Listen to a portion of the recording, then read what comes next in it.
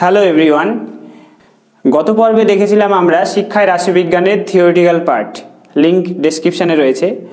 আজকের পর্বে আমরা দেখব শিক্ষায় রাশিবিজ্ঞানের যে অঙ্কগুলো ছিল বা আছে সেইগুলো। তো অঙ্ক কি কি রয়েছে? হিস্টোগ্রাম বা আয়তলেখ, ফ্রিকোয়েন্সি পলিগন বা পরিসংখ্যা বহুভুজ, গড় বা মিন, মধ্যমা বা মিডিয়ান, সংখ্যাগুরু মান বা মোড। তাহলে শুরু করা যাক আজকের পর্ব।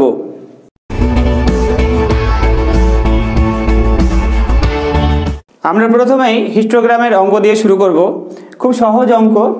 যদি গ্রাফ পেপার না দেওয়া থাকে তাহলে খাতায় মোটামুটি একে উপস্থাপন করতে হবে।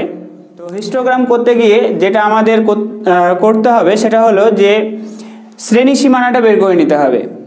যদি শ্রেণী দেওয়া থাকে এবং পরিসংখ্যা দেওয়া থাকে সেখানে অবশ্যই শ্রেণী সীমানাটা বের করতে হবে। তাহলে একটা উদাহরণ দিয়ে দেখা যাক। নিচের বন্টনটি লেখচিত্রে একটি হিস্টোগ্রাম রূপে অঙ্কন করো। নিচের বন্টনটি লেখচিত্র আকারে প্রকাশ করতে বলেছে।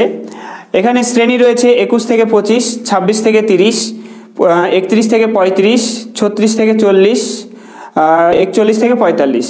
কারেসপন্ডিং যে ফ্রিকোয়েন্সিগুলো দেওয়া রয়েছে সেটা হচ্ছে 3, 5, 7, 4, 2।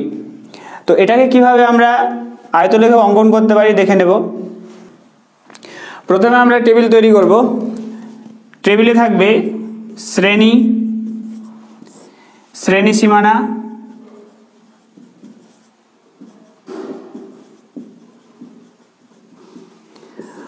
আর থাকবে পরিসংখ্যা।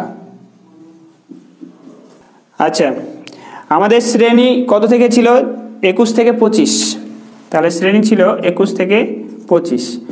আমাদের শ্রেণী ছিল 21 থেকে 25। নেক্সট হচ্ছে 26 থেকে 30, তারপরে 31 থেকে 35,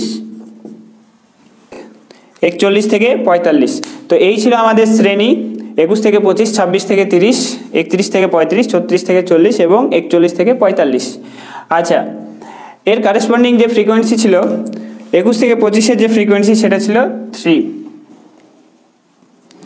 আচ্ছা, 26 থেকে 30-এর ফ্রিকোয়েন্সি ছিল 5। তাহলে 21 থেকে 25-এর পরিসংখ্যা 3, 26 থেকে 30-এর পরিসংখ্যা 5, 31 থেকে 35-এর পরিসংখ্যা হলো 7। তো এখন আমরা যেটা করব সেটা হচ্ছে শ্রেণী সীমানা। শ্রেণী আমাদের দেওয়া আছে, শ্রেণী সীমানা বের করতে হবে।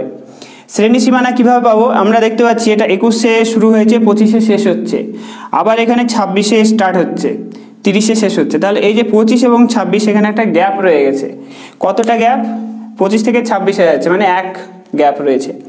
তো আমরা কি করব? বাম সাইডে একের যে অর্ধেক অর্থাৎ 0.5টা বাম দিকে মাইনাস করব আর ডান দিকে প্লাস করব। বাম দিকে অর্থাৎ বাম দিকে আছে কত? এখানে 21 থেকে 0.5 মাইনাস করলে আমাদের আসবে 20.5 থেকে 25 ডান সাইডে বললাম যোগ করতে হবে, তাহলে এখানে পাবো আমরা 25.5। একই রকমভাবে এখানে 26 আছে, বাম সাইডে মাইনাস করতে হবে, তাহলে আমরা পাবো এখানে 25.5 থেকে 30 আছে, মানে ডান সাইডে যোগ করলে আমরা পাবো 30.5। তাহলে এটা করার সুবিধাটা কি বা এটা কেন করতে হলো? হিস্টোগ্রাম করতে গেলে এখানে যেটা শেষ হবে সেটা আবার শুরু করতে হবে, অর্থাৎ এই যে ফ্রিকোয়েন্সি ডিস্ট্রিবিউশনটা এটাকে কন্টিনিউয়াস থাকতে হবে, অর্থাৎ কোনো গ্যাপ থাকা যাবে না। তো সেই কারণে শ্রেণী সীমানাটা বের করতে হবে। আচ্ছা, একই রকমভাবে পরেরগুলো আমরা করব। বাম সাইডে 0.5 মাইনাস, ডান সাইডে 0.5 প্লাস। তাহলে আমরা প্রত্যেকটার শ্রেণী সীমানা বের করে নিলাম। এরপরে আমরা ছক কাগজ বলতে মোটামুটি আমরা একটা রাফ স্কেচ করে এটাকে উপস্থাপন করার চেষ্টা করব। তাহলে এখন আমরা ছক কাগজে স্থাপন করার চেষ্টা করব। আমরা এক্স অক্ষ এবং ওয়াই অক্ষ নিয়ে নিচ্ছি। এটা হলো এক্স অক্ষ, এটা ওয়াই অক্ষ। এখন এক্স অক্ষ বরাবর আমরা শ্রেণী সীমানা নেব এবং ওয়াই অক্ষ বরাবর পরিসংখ্যা নেব। তাহলে পরিসংখ্যা সর্বোচ্চ রয়েছে 7। আচ্ছা, ছক কাগজে আমরা 7 ঘর নিয়ে নিচ্ছি। 1 ঘর, 2, 3, 4, 5, 6, 7। ওয়াই অক্ষ বরাবর আমরা নিচ্ছি পরিসংখ্যা। এক্স অক্ষ বরাবর নিচ্ছি শ্রেণী সীমানা। তো তো এখন আমরা x অক্ষ বরাবর যে শ্রেণী সীমানা নিলাম শ্রেণী সীমানাগুলোকে স্থাপন করব। কিছুটা গ্যাপ রেখে আমাদের শ্রেণী সীমানা প্রথমে রয়েছে 20.5 থেকে 25.5। তাহলে আমরা ধরছি এইটা হলো 20.5, তারপরে 25.5, নেক্সট হচ্ছে 30.5, তারপরে থাকবে 35.5, নেক্সট হচ্ছে 40.5, নেক্সট হলো 45.5। তাহলে এখন 20.5 থেকে 25.5 এই শ্রেণী সীমানার মধ্যে পরিসংখ্যা দেওয়া আছে আমাদের 3। তাহলে আমরা পরিসংখ্যা কত দূর যাব, এখানে আমরা 1 ঘর 2 ঘর 3 ঘর 4 ঘর এভাবে আমরা দেখব যে শ্রেণী যত পরিসংখ্যা সেটা তত দূরই যাবে। তাহলে এই শ্রেণী সীমানার যে পরিসংখ্যা সেটা দেওয়া আছে 3। তাহলে আমরা 3 ঘর যাব, 1 2 3, এই 3 ঘর পর্যন্ত নেব আমরা। তাহলে আমরা দেখতে পাচ্ছি এই যে শ্রেণী সীমানাটা রয়েছে এর পরিসংখ্যা এখান থেকে ইন্ডিকেট করছে কত দূর যাচ্ছে, এর যে উচ্চতা সেটা পরিসংখ্যা 3কে ইন্ডিকেট করছে। নেক্সট হচ্ছে আমাদের যে শ্রেণী সীমানা রয়েছে 25.5 থেকে 30.5 এর পরিসংখ্যা দেওয়া আছে 5। তাহলে এর যে হাইটটা সেটা কত দূর যাবে, সেটা যাবে 5 পর্যন্ত, 5 ঘর। তাহলে নেক্সট আমরা 5 ঘর নেব, 1 2 3 4 5, মানে ওর উচ্চতাটা 5 ঘর পর্যন্ত যাবে। তাহলে আমরা দেখতে পাচ্ছি এখানে যে 25.5 থেকে 30.5 এর যে পরিসংখ্যা ইন্ডিকেট করছে এখানে সেটা এইটাকে ইন্ডিকেট করছে, অর্থাৎ পরিসংখ্যা হলো 5। পরিসংখ্যাগুলোকে যদি আমরা নাম্বার দিয়ে দিই, এটা 5 6, এটা 7, এটা 4 3 2 1। তাহলে এখান থেকে আমরা দেখতে পাচ্ছি যে মোটামুটি এই শ্রেণীটার পরিসংখ্যা হচ্ছে 5। একই রকমভাবে এর পরিসংখ্যা দেওয়া আছে 7। তাহলে এর যে শ্রেণী সীমানাটা সেটা 7 ঘর পর্যন্ত যাবে, অর্থাৎ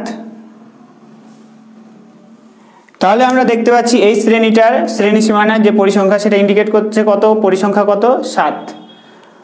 নেক্সট হচ্ছে 35.5 থেকে 40.5 এর পরিসংখ্যা হচ্ছে 4। তাহলে এটা যে উচ্চতাটা সেটা পরিসংখ্যা 4 বরাবর থাকবে। তাহলে এই শ্রেণী সীমানাটার পরিসংখ্যা হলো 4।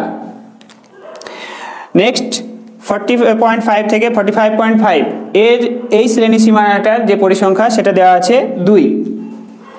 তাহলে 40.5 থেকে 45.5 এর যে শ্রেণী সীমানা সেটা এই শ্রেণী সীমানার যে পরিসংখ্যা সেটা দেখাচ্ছে, ইন্ডিকেট করছে 2। তো এইভাবে হিস্টোগ্রাম বা আয়তলেখকে স্থাপন করতে হয়। তো হিস্টোগ্রাম বা আয়তলেখ করতে গেলে শ্রেণী সীমানাটা খুব জরুরি।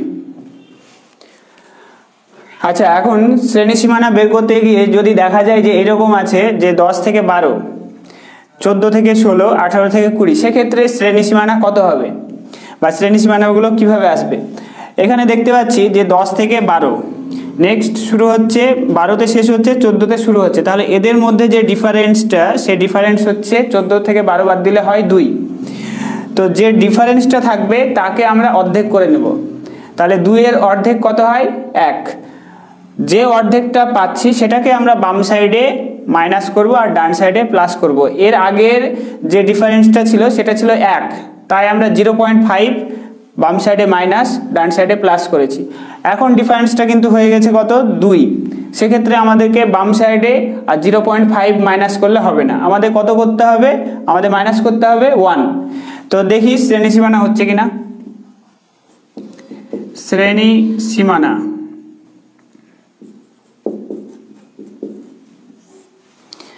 আচ্ছা তাহলে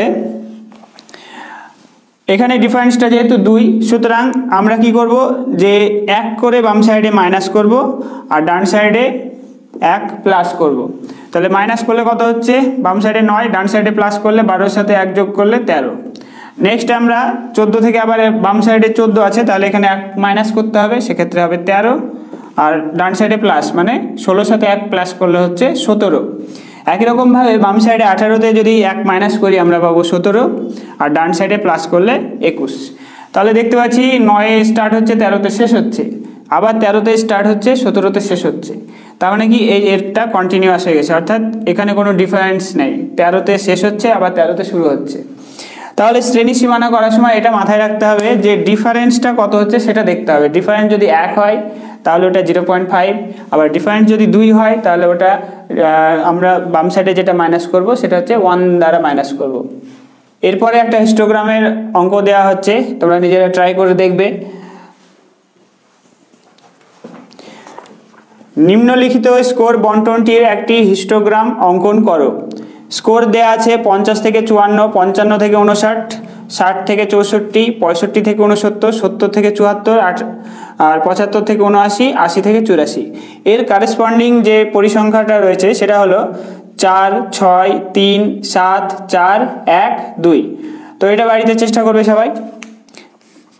এরপরে আমরা দেখে নেব ফ্রিকোয়েন্সি পলিগন বা পরিসংখ্যা বহুভুজ। তো পরিসংখ্যা বহুভুজ হিস্টোগ্রামে যেমন শ্রেণীসীমানা বের করেছিলাম, এখানে জাস্ট শ্রেণীসীমানার মধ্যবিন্দুটা বের করতে হবে। মধ্যবিন্দু বের করার পর সেগুলোকে যুক্ত করে দিলে আমাদের পরিসংখ্যা বহুভুজ তৈরি হয়ে যাবে। তাহলে একটা প্রবলেম দিয়ে দেখে নেওয়া যাক। বন্টনটির পরিসংখ্যা বহুভুজ নির্ণয় করো। স্কোর দেওয়া আছে 70 থেকে 79, 60 থেকে 69, 50 থেকে 59, 40 থেকে 49, 30 থেকে 39। এর কারেসপন্ডিং যে পরিসংখ্যাগুলো রয়েছে সেগুলো 5, 7, 8, 4, 6। তো আমরা এটা করার সময় টেবিল দিয়ে শুরু করব। তো শুরু করছি টেবিল। প্রথমে নিচ্ছি আমরা স্কোর বা শ্রেণীও বলা যায়। এরপরে আমরা নিব শ্রেণী সীমানা। এরপরে আমাদের যেটা লাগবে যে ফ্রিকোয়েন্সি পলিগন করতে গেলে মধ্যবিন্দু আর পরিসংখ্যা। তাহলে প্রথম যে স্কোর বা শ্রেণীটা রয়েছে, এখন স্কোরগুলো করার সময় আমরা ছোট থেকে বড় বা বড় থেকে ছোট সাজিয়ে নিব। আমরা ছোট থেকে বড় করে সাজিয়ে নিচ্ছি। সব থেকে যেটা ছোট রয়েছে যে 30 থেকে 39, 30 থেকে 39, এর কারেসপন্ডিং ফ্রিকোয়েন্সি রয়েছে 6। আচ্ছা, এটাকে যদি নেক্সট হচ্ছে 40 থেকে 49, 70 থেকে 79 এর পরিসংখ্যা হচ্ছে 5। তাহলে এরপরে আমরা যেটা দেখব শ্রেণী সীমানা। শ্রেণী সীমানা তাহলে এখানে 39-এ শেষ হচ্ছে, 40-এ আবার শুরু হচ্ছে। তাহলে এদের মাঝে যে ডিফারেন্স হচ্ছে কত? 1। যেহেতু ডিফারেন্স 1, 1-এর অর্ধেক হয় 0.5। তাহলে আমরা বাম সাইডে 0.5 মাইনাস করব, ডান সাইডে 0.5 প্লাস করব। তাহলে বাম সাইডে 0.5 মাইনাস করলে কত পাচ্ছি? 29.5। ডান সাইডে প্লাস করলে পাবো 39.5। আর একই রকম ভাবে এখানে আসছে 39.5 থেকে 49.5। তো এইভাবে সব শ্রেণী সীমানাগুলো বের করে নিচ্ছি। 69.5 থেকে 79.5। তো এখন পরিসংখ্যা বহুভুজ করতে গেলে আমাদের যেটা করতে হবে, আরও দুখানা শ্রেণী যোগ করে দিতে হবে যাদের পরিসংখ্যা হবে 0। তাহলে আমরা 0 মানে কি? এমন একটা শ্রেণী যার কোনো স্কোর নেই, অর্থাৎ যাদের পরিসংখ্যাটা একটা আমরা ডামি শ্রেণী অ্যাড করছি। তাহলে এর জাস্ট আগেরটা কত হবে? এখানে দেখতে পাচ্ছি 30-এ স্টার্ট হয়েছে, 39-এ শেষ হয়েছে, 40-এ স্টার্ট হচ্ছে, 49-এ শেষ হয়েছে। তাহলে আগেরটা অবশ্যই 20-তে স্টার্ট হবে, 29-এ শেষ হবে। তাহলে এইটা তো প্রশ্নে দেয়া নেই, তাহলে এই শ্রেণীটার পরিসংখ্যা হবে 0। একই রকমভাবে শেষেও আমরা একটা ডামি শ্রেণী অ্যাড করব। এটা শুধুমাত্র পরিসংখ্যা বহুভুজ নির্ণয় করার ক্ষেত্রে। তাহলে এদেরও শ্রেণী সীমানাটা বের করে নিই।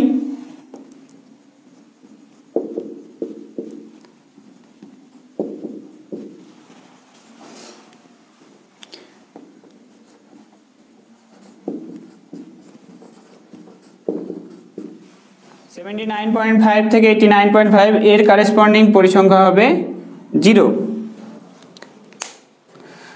এখন আমরা দেখব মধ্যবিন্দু। তাহলে মধ্যবিন্দু কিভাবে বের করতে হবে? মধ্যবিন্দু হচ্ছে এই লোয়ার প্লাস আপারকে যোগ করে 2 দিয়ে ভাগ। তাহলে এদেরকে যোগ করে 2 দিয়ে ভাগ করলে কত আসছে? 20 আর 29 যোগ করলে হবে 49। 49কে যদি আমরা 2 দিয়ে ভাগ করি তাহলে পাবো 24.5।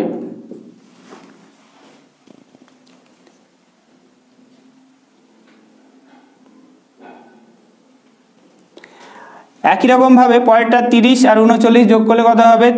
69কে যদি আমরা 2 দিয়ে ভাগ করি তাহলে আমরা পাবো 34.5। তো অ্যাকচুয়ালি এগুলো কিভাবে আছে, এগুলো যেমন 10 করে বাড়ছে, তো মধ্যবিন্দুও একই রকম, যেমন এখানে কি 20 ছিল, তারপরে আছে 30, তারপরে 40, অর্থাৎ 10 করে বাড়ছে, অর্থাৎ শ্রেণীটার যে দৈর্ঘ্য সেটা হচ্ছে 10। সেক্ষেত্রে মধ্যবিন্দু 24.5 হলো, তারপরেরটা হচ্ছে 34.5, এইভাবে 10 করে বাড়বে। তো বাকিগুলো আর ভাগ করার দরকার নেই, আমরা এখানে 10 করে বাড়িয়ে লিখে দেব। তাহলে 24.5, তারপর 34.5, নেক্সট হচ্ছে পরেরটা অবশ্যই হবে 44.5। চেক করলে দেখা যাবে ওটাই আসছে। 40 আর 49কে যদি যোগ করে 2 দিয়ে ভাগ করা হয় মানে 89/2, সেক্ষেত্রে আমরা 44.5 পাচ্ছি। নেক্সট পরেরটা হবে অবশ্যই 54.5। তো এই গেল আমাদের টেবিল। এখন আমরা এই টেবিলটাকে ছক কাগজের মাধ্যমে উপস্থাপন করব বা ফ্রিকোয়েন্সি পলিগন নির্ণয় করব। আমরা আবার আগের মতো x অক্ষ বরাবর শ্রেণী সীমানা এবং y অক্ষ বরাবর পরিসংখ্যাকে কনসিডার করব। তো x অক্ষ বরাবর শ্রেণী সীমানা নেওয়ার আগে আমরা একটা ডামি শ্রেণী সীমানা নিব, যেটা হচ্ছে 19.5 থেকে 29.5, অর্থাৎ যার পরিসংখ্যা হচ্ছে 0। তারপরে রয়েছে আমাদের 39.5,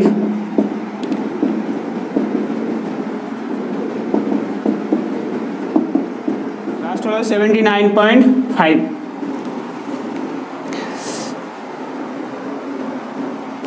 পরিসংখ্যা রয়েছে 8 ঘর পর্যন্ত, 1 2 3 4 5 6 7 8 7।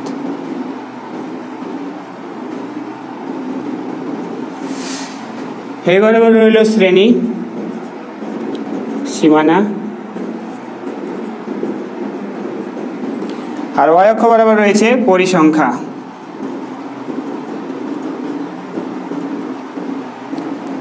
এখন আয়তলেখর মতো আমরা 29.5 থেকে 39.5 এর যে ফ্রিকোয়েন্সি সেটা দেওয়া আছে 6।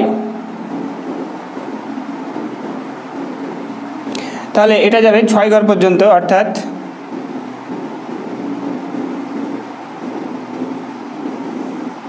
6।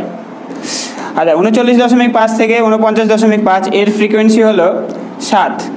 লাস্ট হচ্ছে 69.5 থেকে 79.5 এর ফ্রিকোয়েন্সি রয়েছে 5।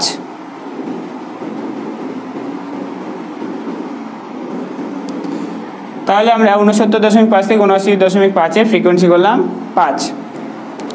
এখন এইটাও গেল হিস্টোগ্রামের মতো ছবি। এখন পরিসংখ্যা বিভাজন যখন বলবে তখন আমাদের কি করতে হবে, মধ্যবিন্দুগুলো নিতে হবে। তাহলে এই শ্রেণীর কোনো ফ্রিকোয়েন্সি নেই, তার মানে এর মধ্যবিন্দু এই জায়গাতে রয়েছে। আচ্ছা, এর মধ্যবিন্দু মোটামুটি এই জায়গাতে, মিডিল পয়েন্টটা এখানে হবে। নেক্সট হচ্ছে এর মিডিল পয়েন্ট এই জায়গায় রয়েছে। মধ্যবিন্দু আমরা টেবিলে বের করেছি। আচ্ছা, তো মধ্যবিন্দুটাকে জাস্ট মার্ক করতে হবে। এখানে মধ্যবিন্দু মোটামুটি মিডিল পজিশন এইটা। আচ্ছা, এইখানে আমাদের আরও একটা ডামি শ্রেণী নিতে হবে 79.5 থেকে 89.5, যার ফ্রিকোয়েন্সি হচ্ছে 0। সুতরাং এর মধ্যবিন্দু এই জায়গায় হবে। এখন আমরা এই মধ্যবিন্দুগুলোকে কি করব, জুড়ে দেব। তাহলে এটার সাথে এটা যুক্ত করলে এরকম, এটার থেকে এটা যুক্ত করছি। নেক্সট এইখান থেকে এখানে যুক্ত করা হলো, তারপরে এখান থেকে এখানে যুক্ত করা হলো, এখান থেকে এখানে, এখান থেকে আসলো এই জায়গায়। তাহলে এই যে ডায়াগ্রামটা এলো, এটাই হচ্ছে ফ্রিকোয়েন্সি পলিগন বা পরিসংখ্যা বহুভুজ। এখন আমরা দেখে নেব গড় নির্ণয়। ধরা যাক এখানে 6টি সংখ্যা আছে, 4 6 5 5 3 7। এখন এই সংখ্যাগুলির যদি গড় কত বলা হয়, তাহলে আমরা কি করি, সংখ্যাগুলোকে যোগ করে যটা সংখ্যা আছে তটা দিয়ে ভাগ করি। অর্থাৎ সংখ্যাগুলোকে যোগ করলে কত হচ্ছে 30। টোটাল কটা সংখ্যা আছে, 1 2 3 4 5 6, 6টা সংখ্যা। তাহলে বাই হচ্ছে 6, অর্থাৎ গড় হয়ে গেল 5।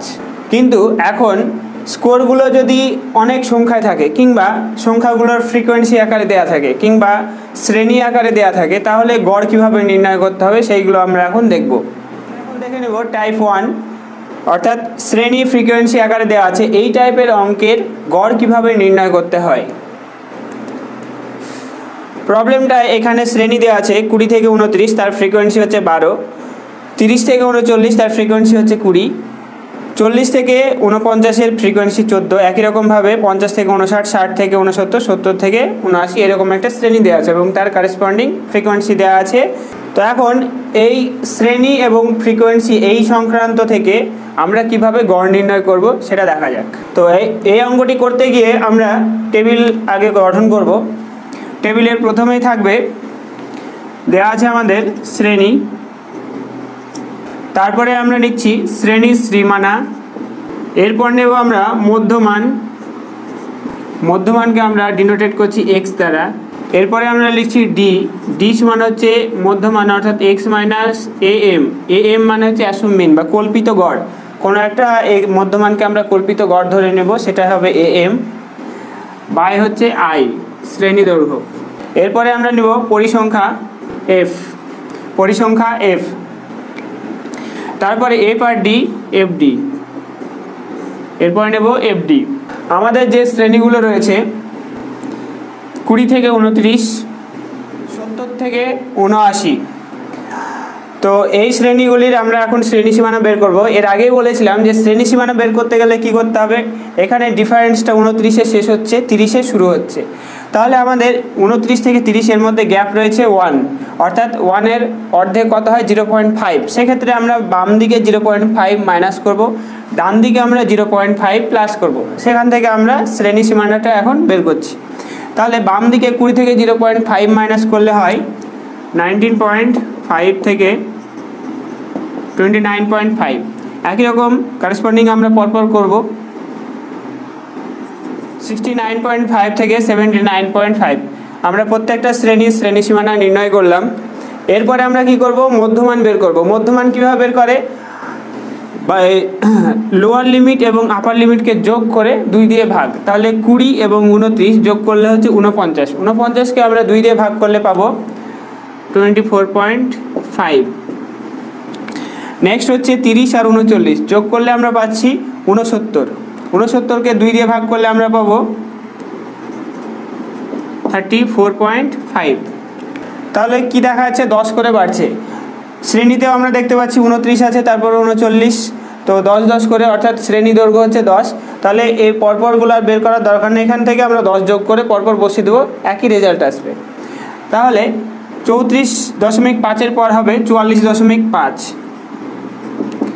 এরপরেরটা আরও 10 যদি যোগ করি আমরা, তাহলে পাবো 54.5, আবার 10 যোগ করলে 64.5,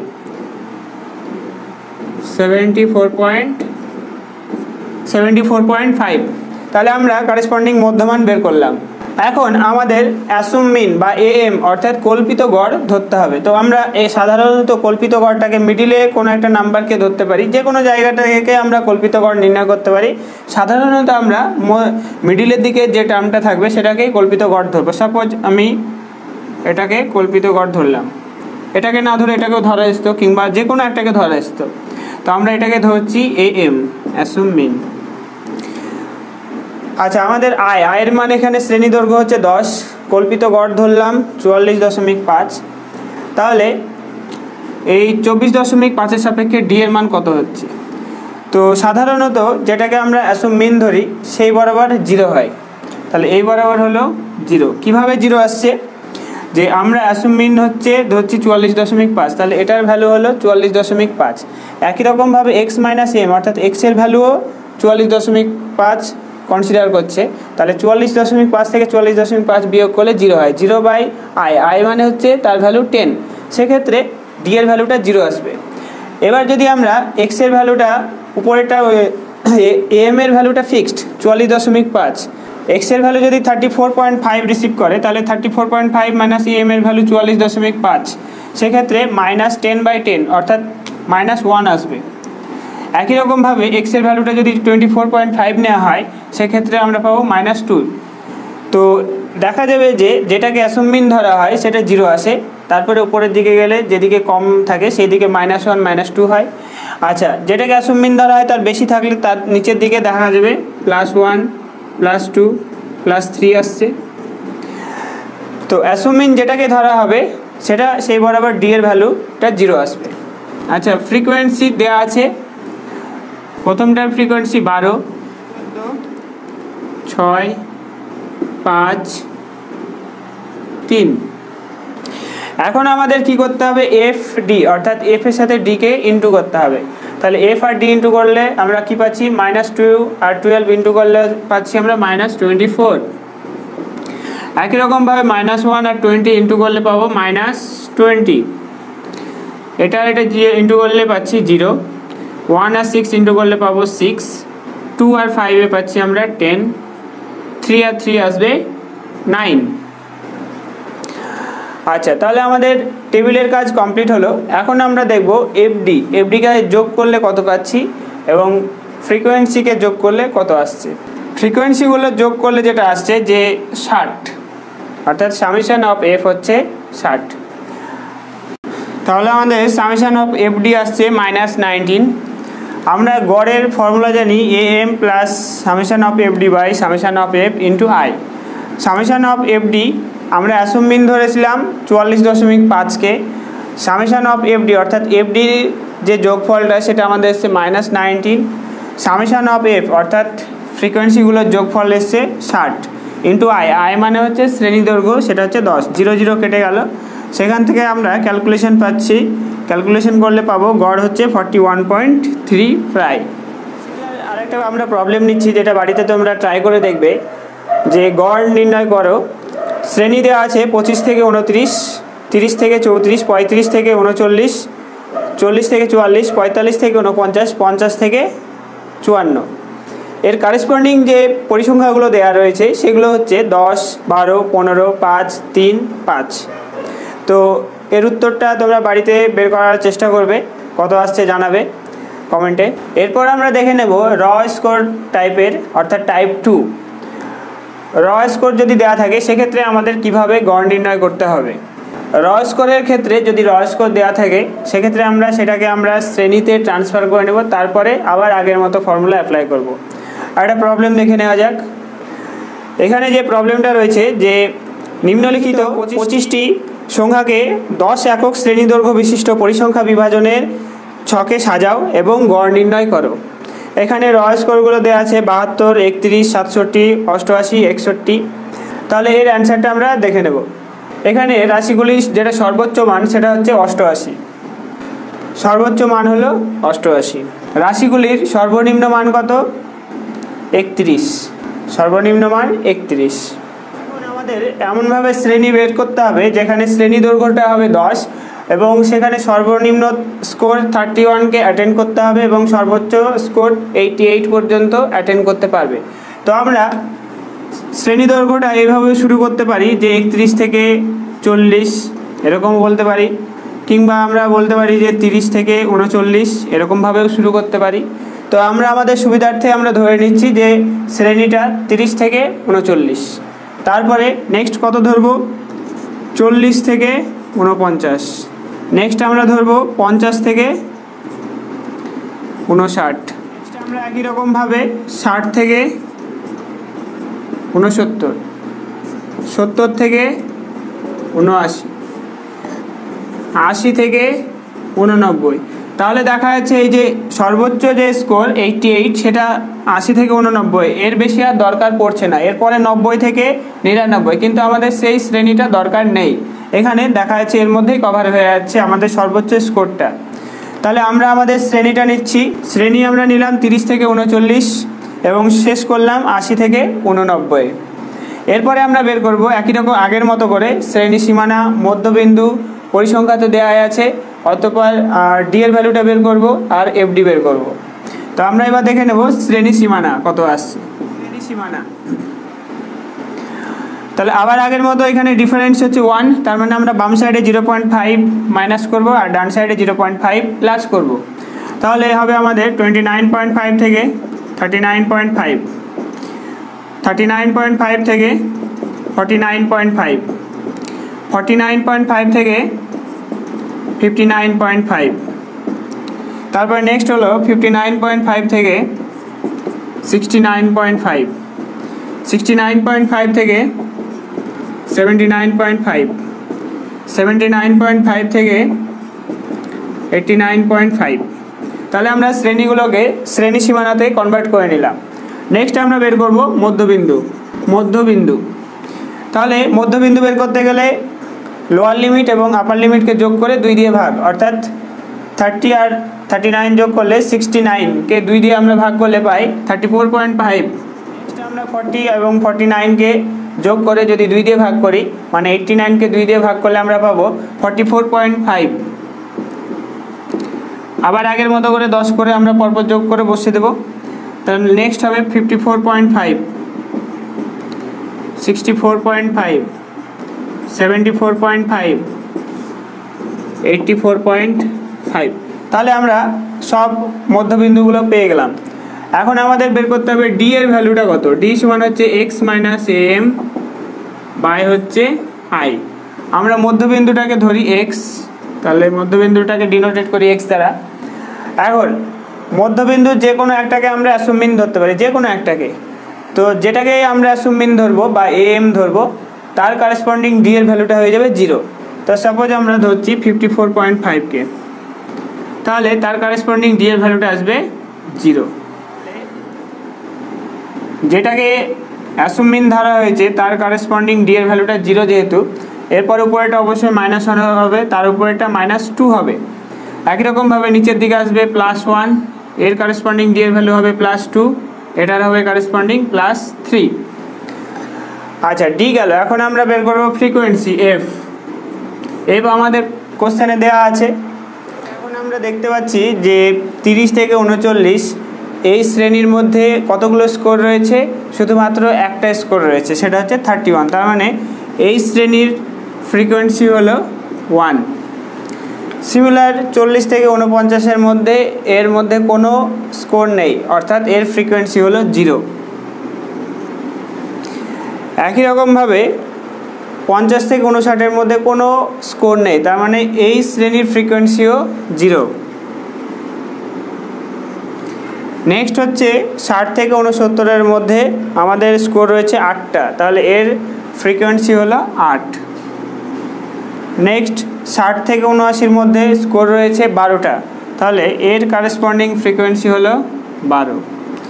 নেক্সট হচ্ছে 80 থেকে 89-এর ফ্রিকোয়েন্সি হচ্ছে 4, অর্থাৎ 80 থেকে 89-এর মধ্যে সংখ্যা রয়েছে 4টি। এখন আমাদের বের করতে হবে এফ ডি, অর্থাৎ এফ এর সঙ্গে ডি এর গুণ। তাহলে এফ ডি করলে আমরা কত পাবো, -2 আর 1 গুণ করলে পাচ্ছি -2, এটা 0 আসছে। নেক্সট 0 0 গুণ করলে 0, 1 আর 8 ইন্টু করলে পাবো 8, 2 আর 12 করলে 24, 3 আর 4 আসছে 3 4 12। এখন এফডিকে যোগ করলে আমরা সামেশন অফ এফডি পাচ্ছি, সামেশন অফ এফডি আসবে 42। একই রকমভাবে ফ্রিকোয়েন্সিগুলোকে যদি যোগ করি আমরা, তাহলে দেখতে পাচ্ছি ফ্রিকোয়েন্সি যোগফল অর্থাৎ সামেশন অফ এফ আসছে আমাদের কত, 25। তাহলে আমরা সামেশন অফ এফ পেয়ে গেলাম, সামেশন অফ এফডি পেয়ে গেলাম। এখন আমরা গড় নির্ণয়ের যে ফর্মুলাটা সেখানে পুট করব, সেখান থেকে আমরা গড় নির্ণয় করব। গড় নির্ণয়ের যে ফর্মুলাটি ছিল সেটা হলো গড় সমান m plus summation of f d by ছিল ফ্রিকোয়েন্সিগুলোর যোগফল অর্থাৎ summation of f into i. M মানে আমরা ধরেছি 54.5 plus summation of f d এসে 42, সামেশন অফ এফ আছে 25 ইন্টু আই ছিল আমাদের শ্রেণী দৈর্ঘ্য 10, তাহলে 10। যদি আমরা কাটাকাটি করি তাহলে আমরা পাচ্ছি এটা 5, এখানে 2, অর্থাৎ 54.5 যোগ 42 দোকানে হলো 84/5। 54.5 প্লাস হচ্ছে 84কে 5 দিয়ে আমরা ভাগ করলে পাই 580.8। আচ্ছা, এটা যোগ করলে আসবে আমাদের 71.3, অর্থাৎ গড় আসলো এই সংখ্যাগুলোর যে গড় সেটা আসবে 71.3। সিমিলার একটা অঙ্ক তোমরা বাড়িতে করবে। নিম্নলিখিত স্কোরগুলি থেকে পরিসংখ্যা বন্টন গঠন করো। বন্টনটি 35 থেকে 39, 40 থেকে 44 থেকে শুরু করো। বন্টনটি থেকে গড় নির্ণয় করো। স্কোরগুলো দেওয়া রয়েছে 40, 58, 41, 45, 60, 70, 75, 60 থেকে লাস্ট হচ্ছে 56, 83, 67, 49। এরপর আমরা দেখব টাইপ 3 অর্থাৎ র স্কোর এবং ফ্রিকোয়েন্সি আকারে যদি দেওয়া থাকে তাহলে কিভাবে গড় নির্ণয় করতে হবে। তাহলে আমরা একটা উদাহরণ দিয়ে দেখে নিতে পারি যে গ্রামের উচ্চ মাধ্যমিক বিদ্যালয়ে শাকিলদের শ্রেণীর 40 জন শিক্ষার্থীর উচ্চতার তালিকা তৈরি করেছি, ওদের গড় উচ্চতা কত হবে সেটা নির্ণয় করি।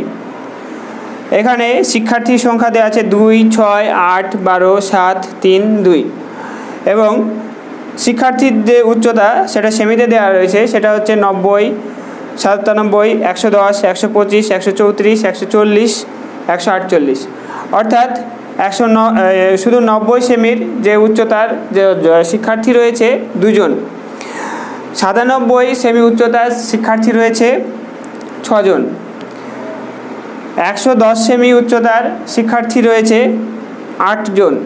তাহলে এই যে শিক্ষার্থীর যে সংখ্যা এটা অ্যাকচুয়ালি এখানে ফ্রিকোয়েন্সি, এটা হলো এখানে ফ্রিকোয়েন্সি। তাহলে এখন আমরা এই অঙ্কটা টেবিল অঙ্কন করব, তারপরে গড় নির্ণয় করব। তো টেবিলটি কী হবে দেখা যাক। টেবিলের প্রথমে নিচ্ছি শিক্ষার্থীর উচ্চতা, অর্থাৎ এটাকে ডিনোটেট করছি এক্স দ্বারা।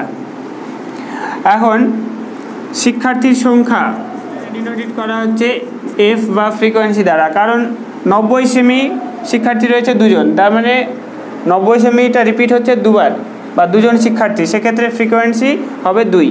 শিক্ষার্থীর উচ্চতা দেওয়া আছে 90, তারপরে দেওয়া আছে 97, তারপরে রয়েছে 110, 125, 134, 140, 148।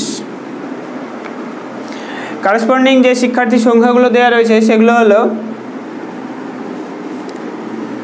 2। এরপরে আমরা বের করব x ইন্টু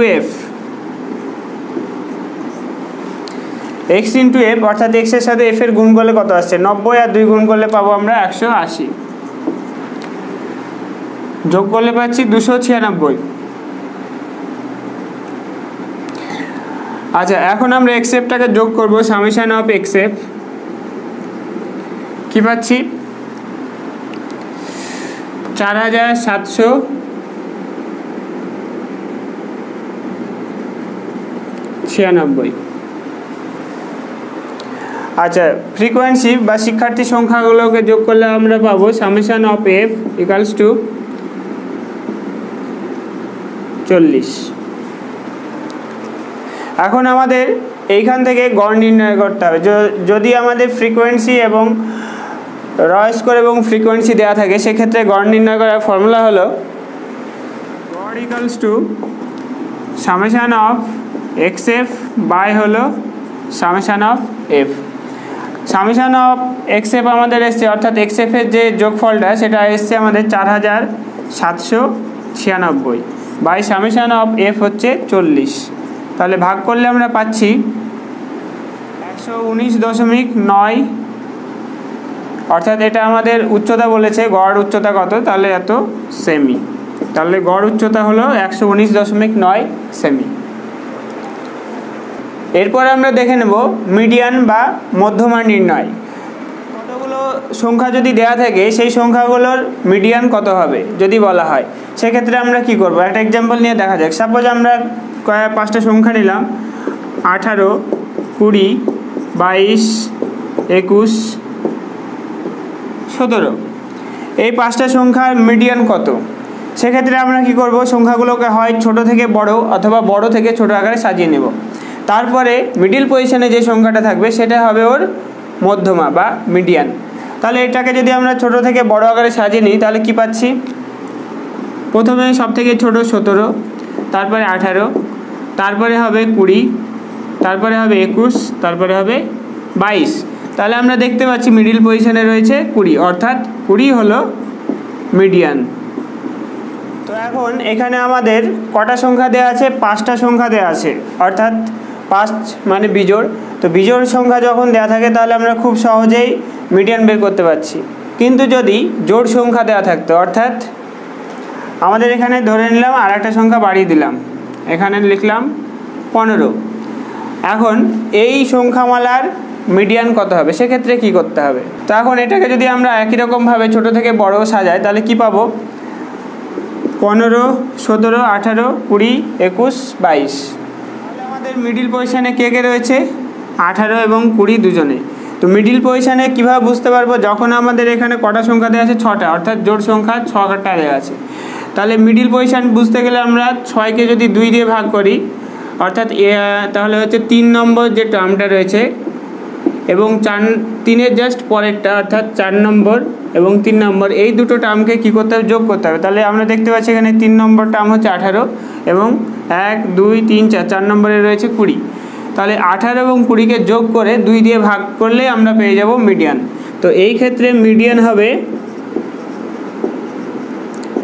18 যোগ 20 বাই হলো 2, অর্থাৎ 38/2, মানে মিডিয়ান হয়ে গেল 19। তাহলে বিজোড় সংখ্যার মিডিয়ান বের করা খুব সহজ, কিন্তু জোড় সংখ্যা যদি দেয়া থাকে, অর্থাৎ যতগুলো পদ দেওয়া আছে যদি সেই সংখ্যাটা জোড় সংখ্যা দেওয়া থাকে, তাহলে জোড় সংখ্যাকে 2 দিয়ে ভাগ করে যত নম্বর পদটা হবে এবং জাস্ট তার পরের পদটা দুটো মিলে যোগ করে 2 দিয়ে ভাগ। এখানে যেমন 6খানা পদ দেওয়া ছিল, তাই আমরা 6/2 অর্থাৎ 3 নম্বর যে টার্মটা সেটা এবং তার জাস্ট পরের, মানে 3 নম্বরের পরের টার্ম হয় 4 নম্বর term.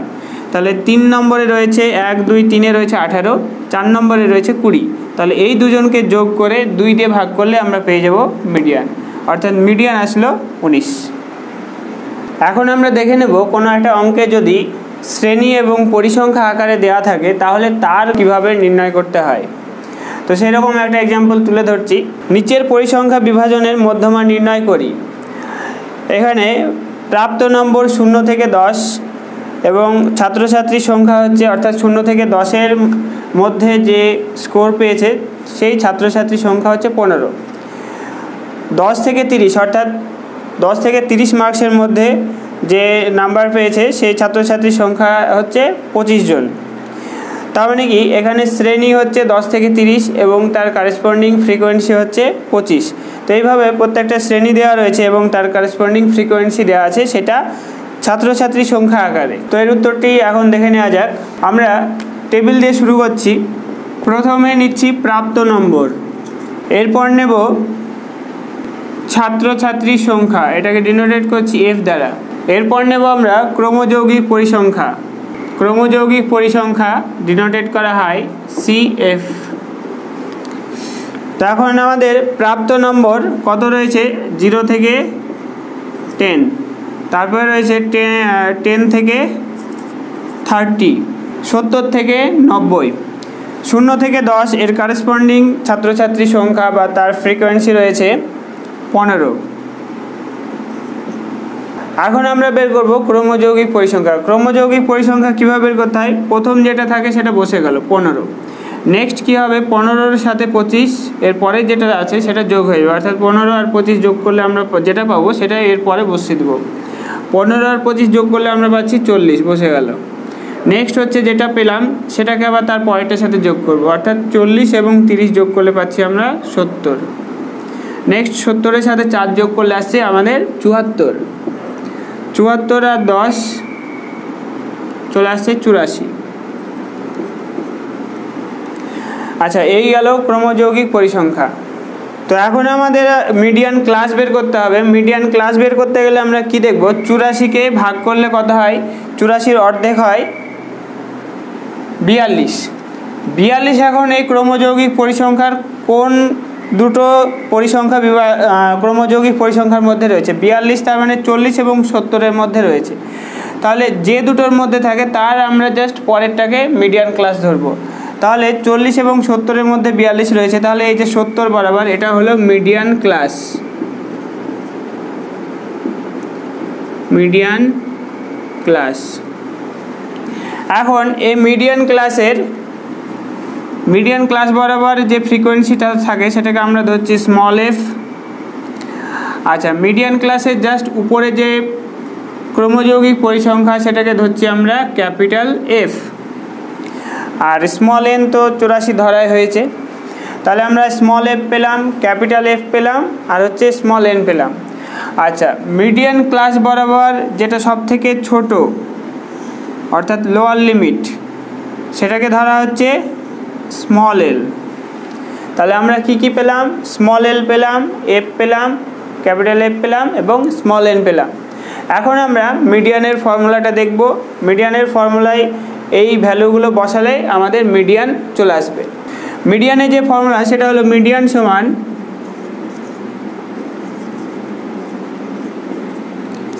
L plus n/2 minus capital F by small f into I।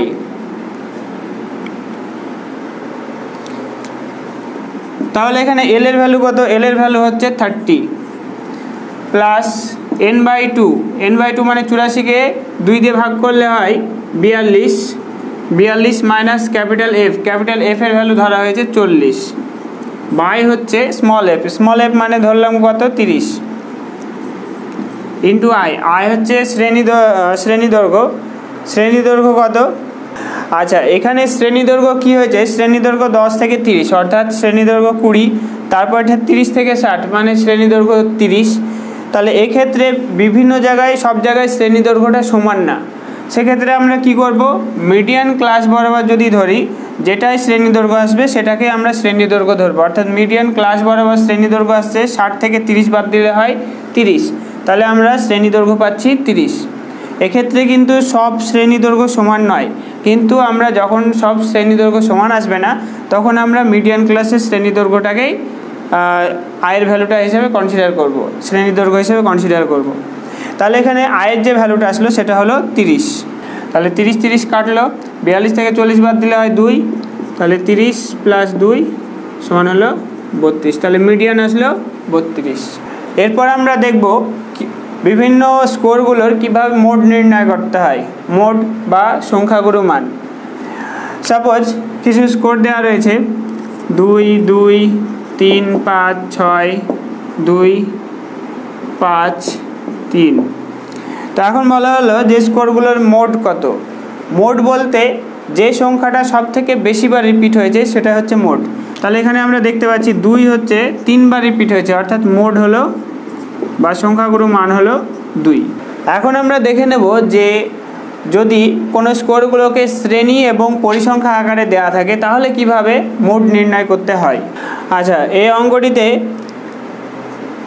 শ্রেণী এবং পরিসংখ্যা দেওয়া আছে, এখান থেকে সংখ্যাগুরু মান বা মোড নির্ণয় করতে হবে।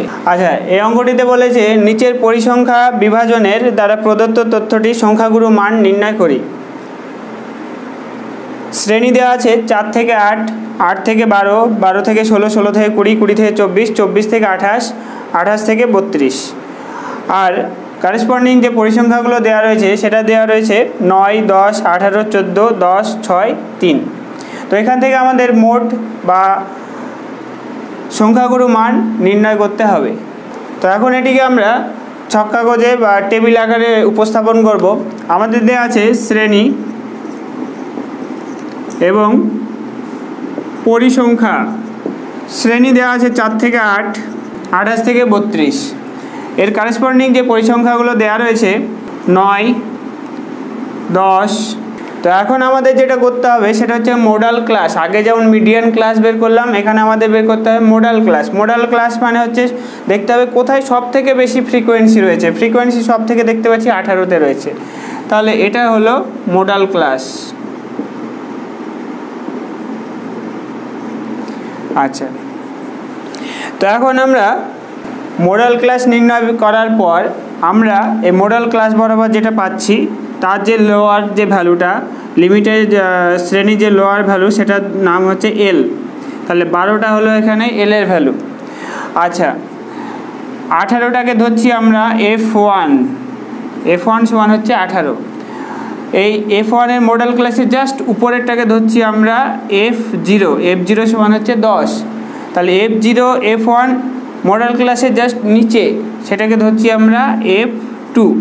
তাহলে কিভাবে ধরা হলো? মোডাল ক্লাসটা F1, উপরেরটা হচ্ছে F0 আর নিচের যে ফ্রিকোয়েন্সি সেটা হলো F2।